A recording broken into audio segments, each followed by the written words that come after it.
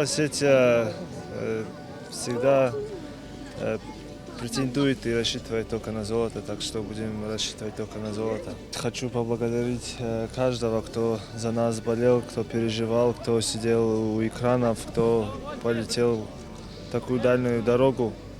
Это наши старшие там были. Спасибо им большое. Спасибо тем, кто нас сегодня встретил.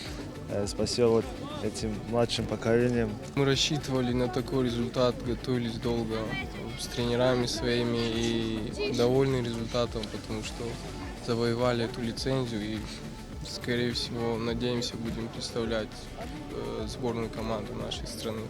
В том же режиме будем работать, просто немножко добавим, потому что это очень важный старт для нас, это вершина спорта.